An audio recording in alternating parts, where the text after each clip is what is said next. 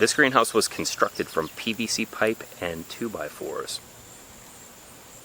It was designed to last about 5 years, but that was over 8 years ago. Well, now it's time to move, so I want to disassemble it and take it to a new property. So let's see if we can take it apart and move it. Well, this is the final walkthrough.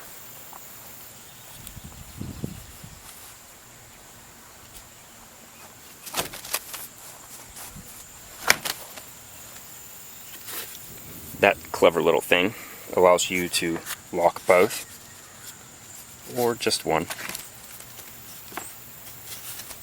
They have inserts in them with screens or plastic, so it allows you to adjust it for the weather. And there's magnets in the doors to keep it shut. All of it counts on an I-beam, and each of the PVC pipes attached to that. Right now there's shade cloth in place, and I'm going to take that down first. That will be step one. This is just PVC pipe that makes the frame, and this is just some cotton.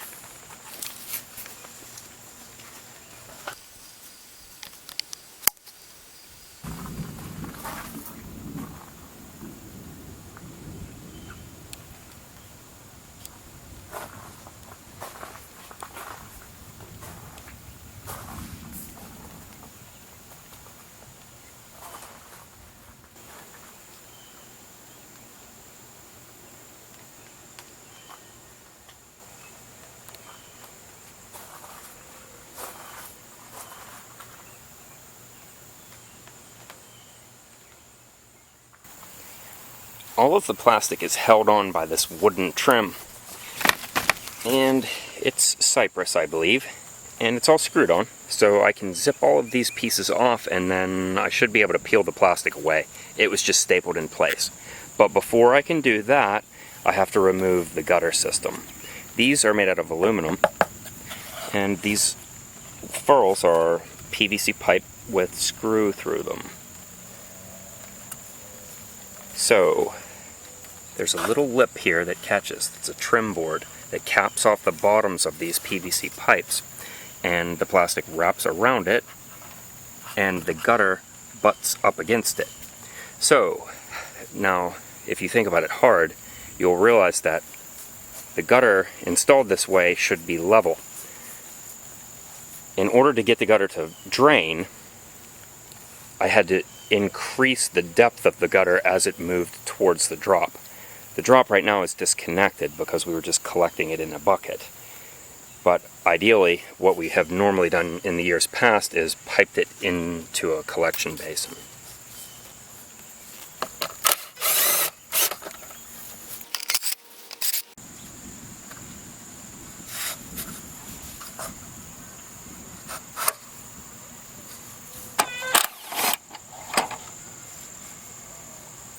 Now for all the exterior trim. As I recall, when I built it, I did the top and the sides first, so the front and back gables should go on last. Therefore, I'm going to take them off first.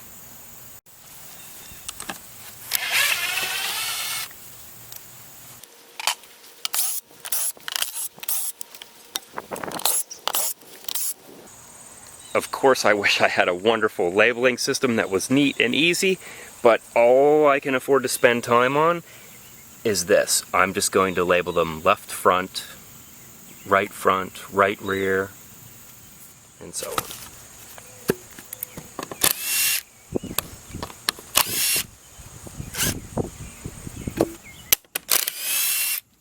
This is why you pay top dollar for screws.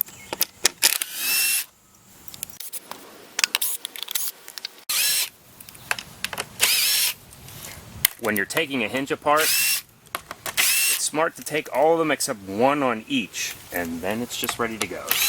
Bottom first, then top last.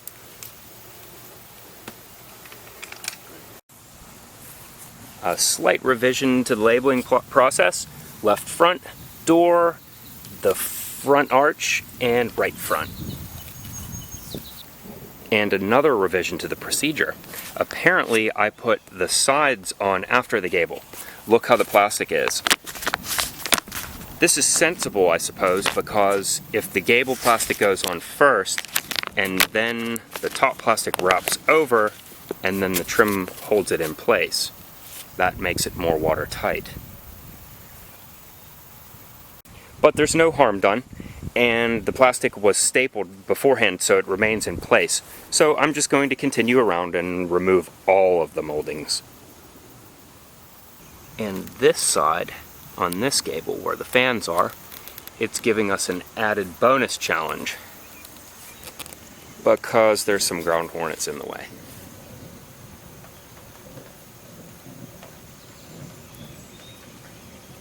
Not actually hornets, they're really yellow jackets, which makes them mostly harmless. If you look closely, there's an extra pipe here that comes out into this. There's a gravel pit that was dug here, and that's just simply an overflow. The top ones, they came off good as new. Well, not quite, but the lower ones, the ones against the grade, they'll have to be replaced.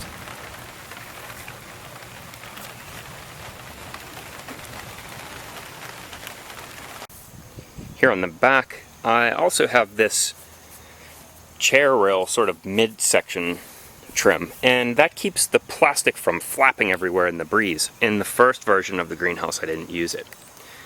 As for these, there's also an insert here, and note to my future self, leave the plastic a little bit long around here because when you put the insert in, it helps make an airtight seal.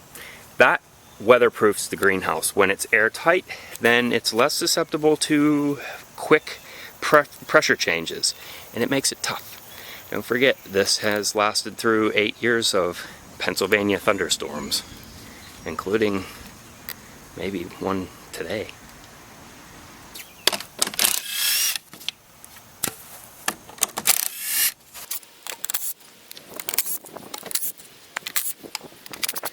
So far, so good. Everything that is above the ground did pretty well, but everything that came in contact with it rotted away pretty quickly.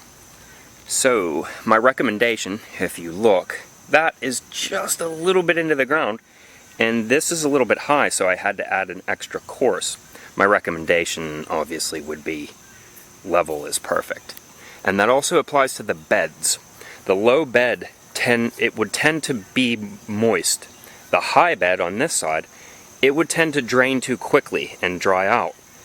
The center bed, perfect. I know that having level ground isn't always an option, but it would certainly be ideal.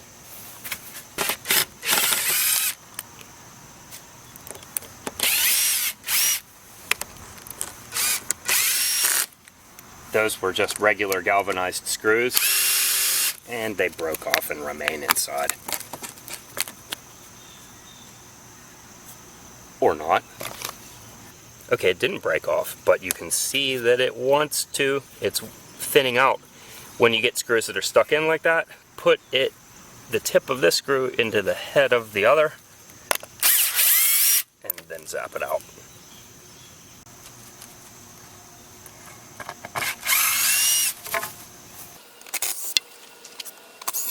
At this point, I have it all stripped down, and the next objective is remove plastic. But take a look at how it's assembled.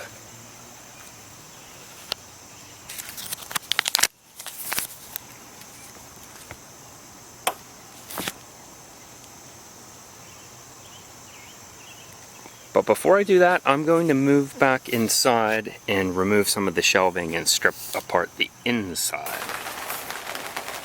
Well, I wanted to move inside in anticipation of the rain, and I have some shelving and such to take down.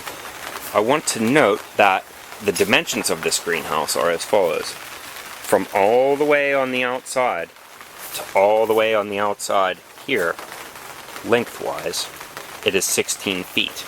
That was to conserve material, to maximize the 8-foot material that I was using. Now, on the front and back width dimension, it is a grand total of 10 foot 7.5. So the inside dimension is 10 foot from 2x4 to 2x4. And then you add 3.5 to each side for the thickness of the wall.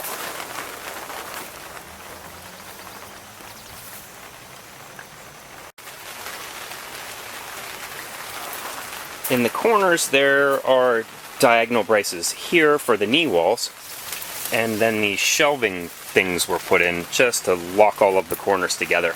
There are 4 of them in place.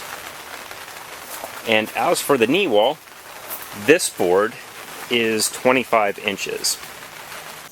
Here's a regular Sawzall blade, and here's a hacksaw blade. If you want to use a hacksaw blade in a Sawzall, you'll have to cut a little bit away here so that it fits back into its chuck. And I'm also going to be cutting on the pull stroke. That means it feels rough in this direction and smooth in this direction. The reason for that is as the Sawzall blade cuts, it will be putting tension on the blade. If you do it the other way, it'll just bend and get weird. This one is the end of a typical hacksaw blade, and here's what I did for the one that's going into the Sawzall. The overall dimensions of the foundation are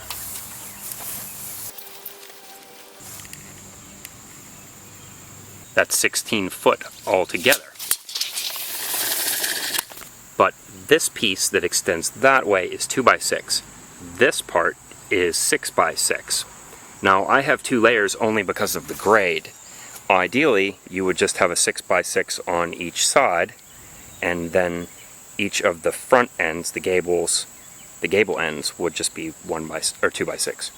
Now to take a look at the foundation on the front and rear gable ends. So, I'm just looking at this treated lumber right here. Again, it's 6x6 on the sides and 2x6 on the gable.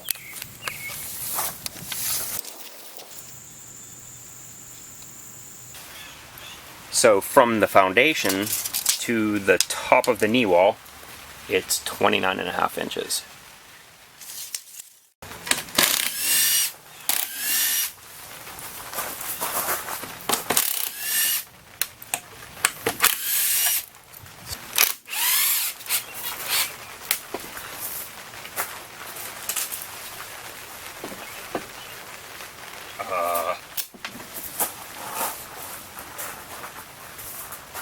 Now on this side, the tomatoes have grown completely up through, and then they develop on top of it, which has been a nice system, but we don't usually plan on moving the greenhouse mid-season.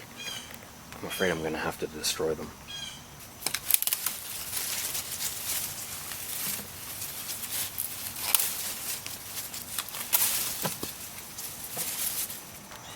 And here's another oddity that I guess it's time to harvest. Spaghetti squash. Not my favorite. For the 4 corner shelves, each is held in place with 4 screws, and the long parts also have nails on each side.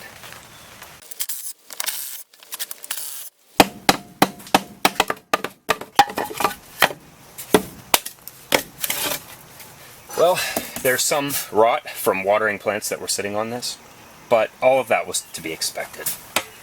Now, there's still 2 nails in these.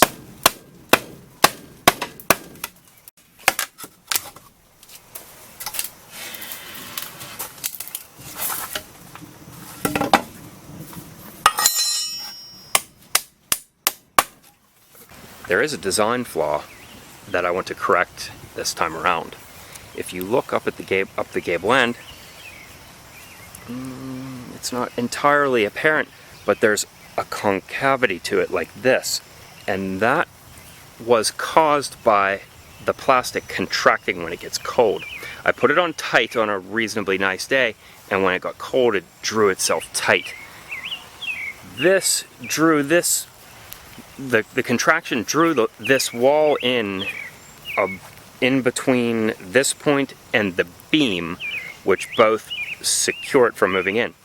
So I added this galvanized pipe, and it's lovely to hang things on, but I didn't do it on this side, and so this part really bellied in. Okay, it doesn't seem to show up so well, but I promise you it bellies in. Probably a good 2 inches. Well, this time I'm going to put new pipes in on both sides that are long enough to completely correct for the problem. Now that it's all stripped down, I can see this plastic is one continuous piece that wraps around the 4 sides. And then the top, the roof, goes on over that. And you can see that I've folded it here and folded it down around to make it watertight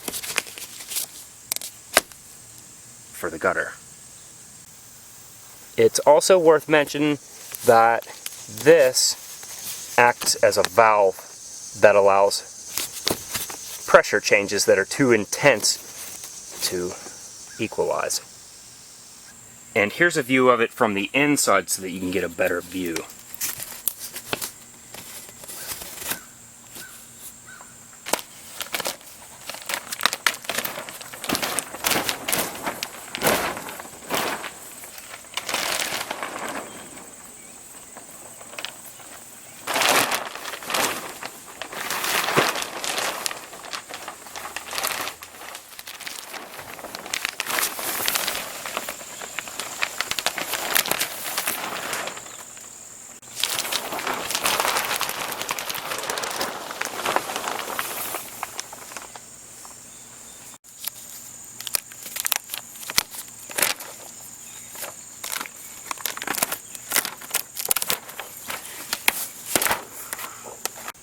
This trim board caps off the bottoms of the PVC pipes, but it's installed over the plastic, so it has to come off before.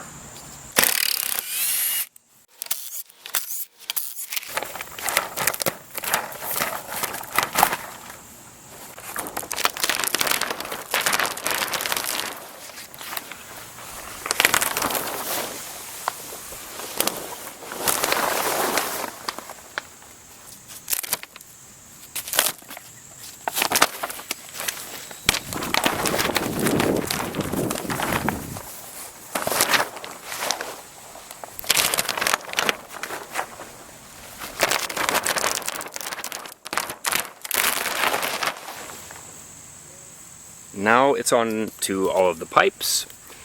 Each one is screwed in place with 2 here and a clamp here.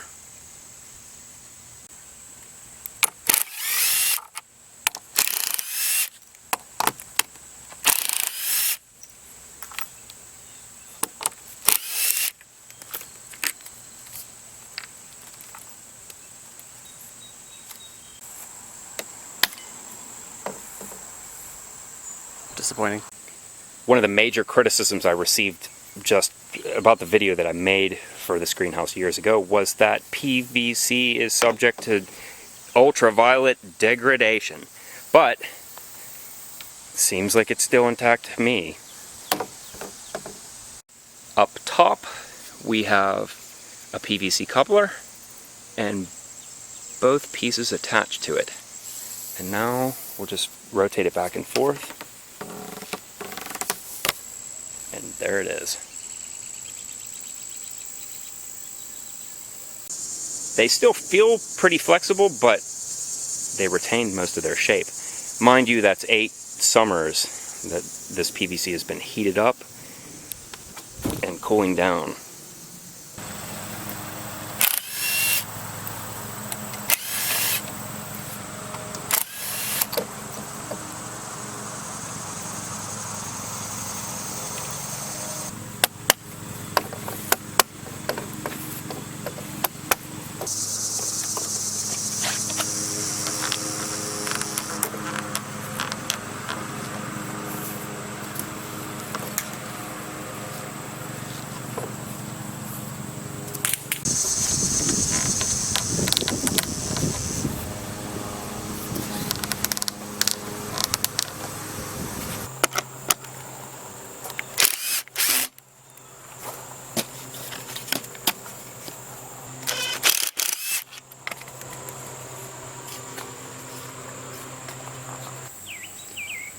The goal is to break it apart into 5 main pieces.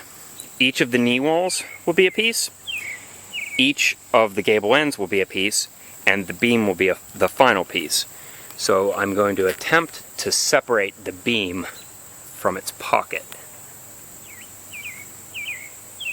Next, I'll separate the 2 pieces right here.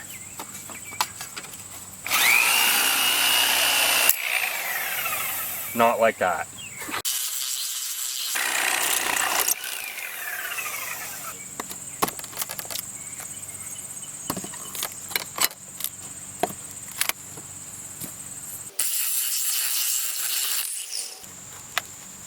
One down, 3 to go.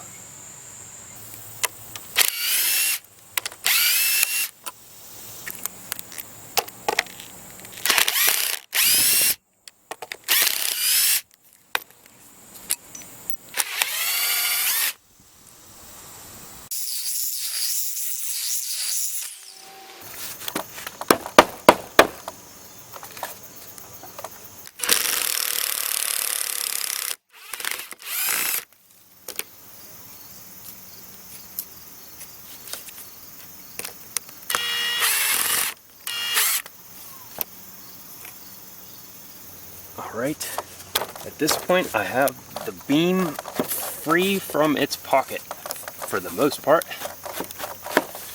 Now I want to take the plumbing off. That's for the mister system. These little fittings are the same thing that you might find in a grocery store, and it sprays mist and helps cool it down. It works. It drops the temperature about 10 degrees Fahrenheit in, oh, I don't know, 20 minutes or so.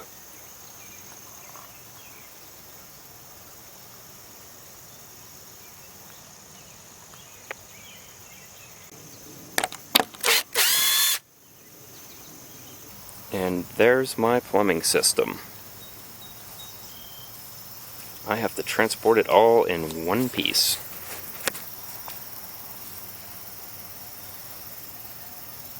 Alright, here goes. Time to take down the beam. Whoa! Are you okay over there? I'll set it right here and I'll come and grab your... Okay, I'll be right over.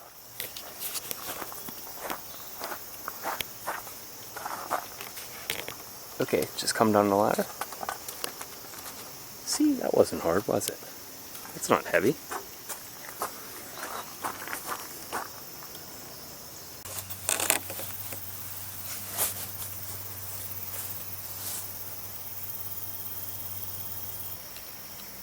Oh, it's in a sad state. There's nothing left to it now. All that remains is to sawzall down these to separate the gable or the side walls from the gable walls, and then I'll ship off all 5 parts.